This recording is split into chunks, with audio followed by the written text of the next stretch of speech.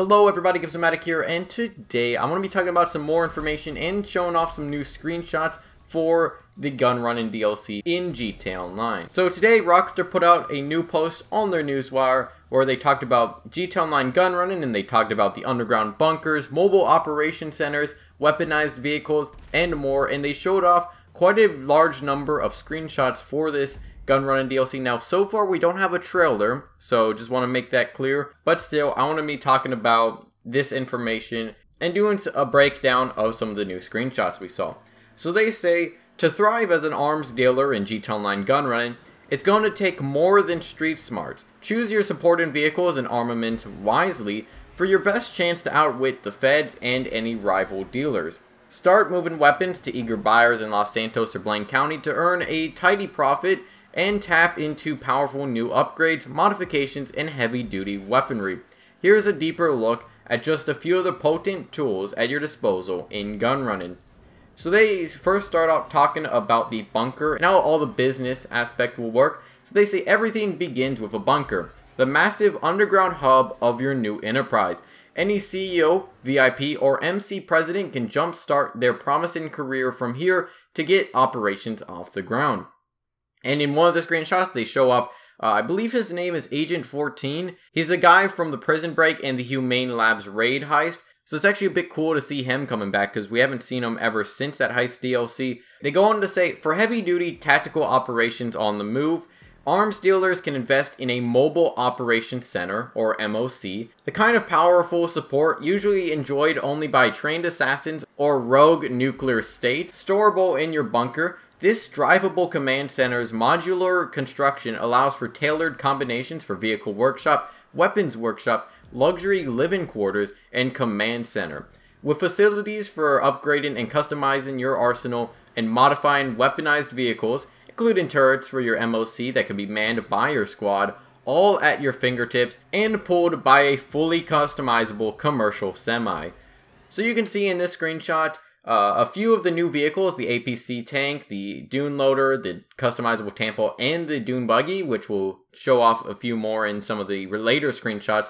However, you can see also this red semi-truck pulling what seems to be the MOC, or the Mobile Operations Center. Now, this is cool because there's going to be a lot of customization in here, and it's essentially going to be, I guess, your bunker away from home. And I'm hoping that this will have a good purpose in the game, and I'm hoping that it's not going to be too expensive, but at the same time, I mean, they probably are going to charge a lot of money for it, especially if you want to upgrade it all the way. It probably will cost a lot of money. They go on to say, weaponized vehicles are a brand new class to stock and customize.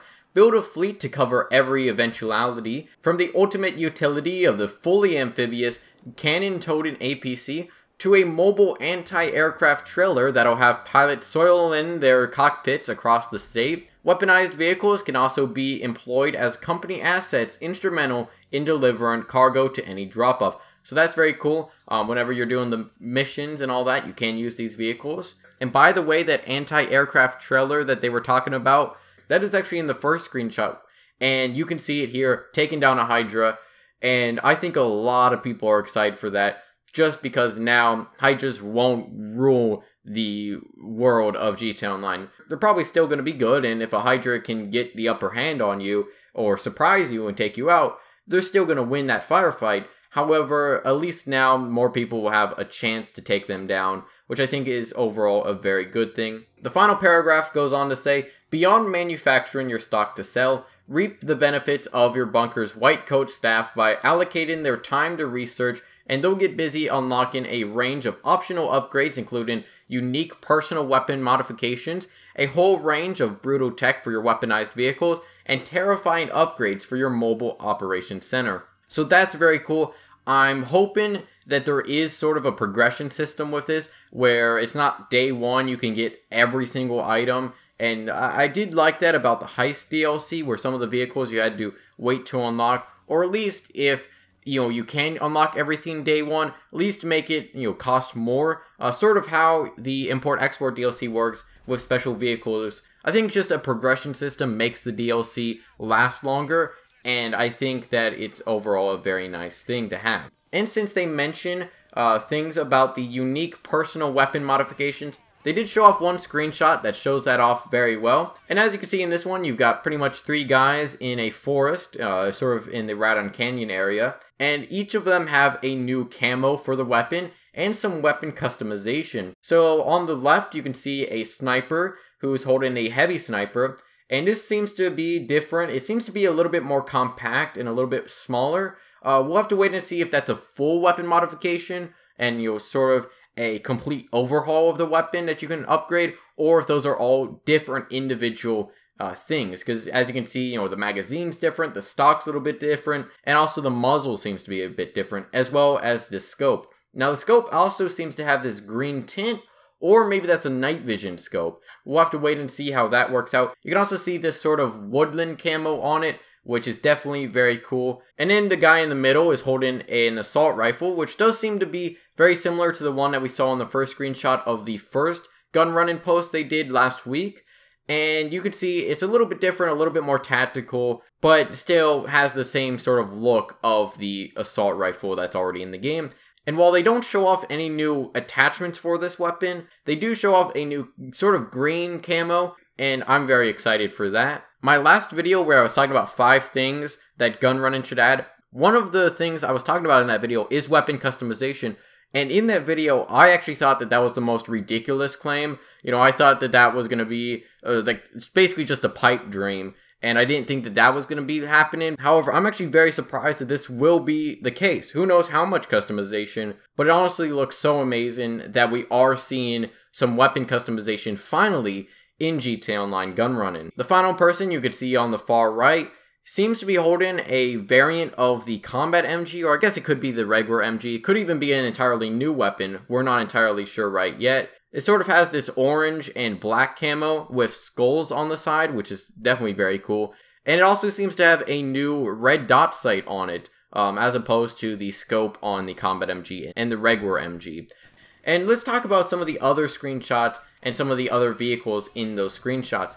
So as for the ones that we haven't looked at yet, you can see this screenshot here of a sort of research area, and this looks absolutely amazing. You've got a lot of people sort of working on, I guess, you know, weapon upgrades or vehicle upgrades that you can modify onto your mobile operations center. And this is all very cool, but one of the things I noticed in the background, and this is very far in the background, you can see what looks to be new weapons. It's very difficult to pinpoint if they are new weapons, but they really do look like it. We'll have to wait and see if these are like prototype weapons, because they do look more futuristic than other ones already in the game. In this next screenshot, you can see what looks to be a new bike, and this has a rocket on the back. So it's a sort of like the Rocket Voltic, but on a bike. This will be very awesome, but I'm also sure it'll be pretty funny whenever people are using the boost and they ram into a car on the road or ram into a wall at full speed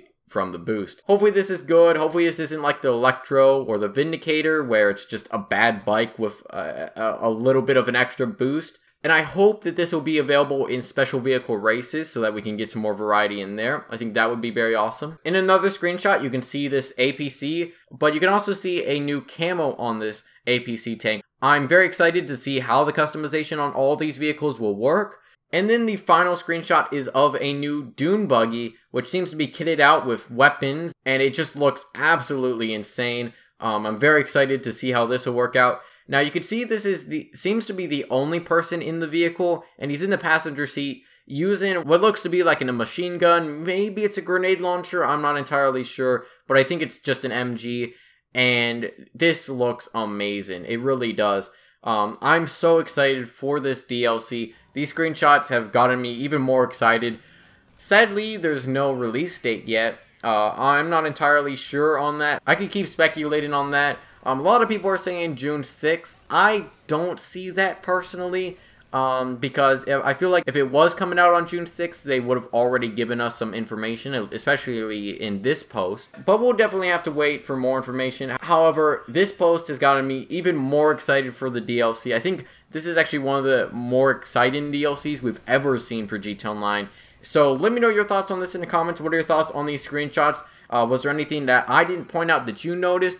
And what are your thoughts on all the information that we got in today's newswire post? But anyways, for your thoughts on all this in the comments. Hope you enjoy. Feedback's always appreciated. I'll see you guys in the next video.